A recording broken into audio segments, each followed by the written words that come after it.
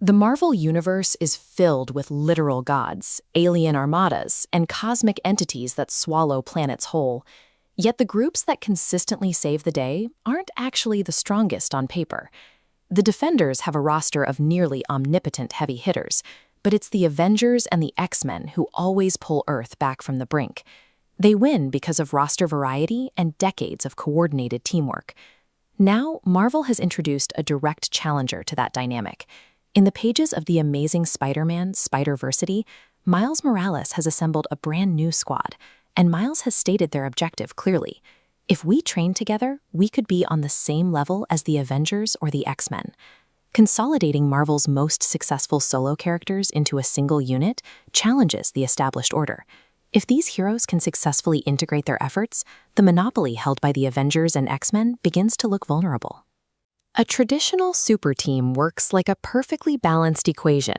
You pair a super soldier with a thunder god and a tech billionaire to cover every possible tactical blind spot. Fans noticed an immediate, glaring problem with the Spider-Versity roster. Built from the Peter Parker blueprint, their powers overlap entirely, bringing the exact same agility and wall crawling. Worse, these street-level lone wolves are terrible at coordinating strikes as a single unit.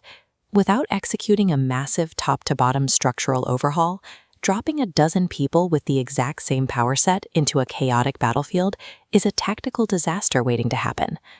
The solution to this lack of discipline is physical infrastructure.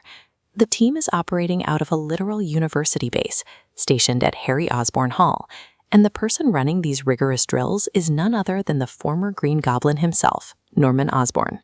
Osborn brings two things these heroes desperately need: infinite capital and a genius-level intellect. He acts as the architect, outfitting the squad with custom gear and tactical direction.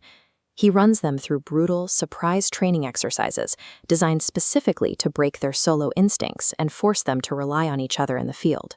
By placing Marvel's most notoriously independent street brawlers under the strict command of a calculating former villain, the team's entire operational playbook is rewritten. That rigorous training reveals a massive counterargument to the whole redundancy myth. Look closely at the roster, and you find a staggering amount of specialized firepower. This tactical loadout tree isolates Aranya, a gifted magic user who counters supernatural threats. The tree branches to Jessica Drew's espionage training and Miles Morales' energy sword. But the true ace is Spider-Girl, the most powerful person in the room.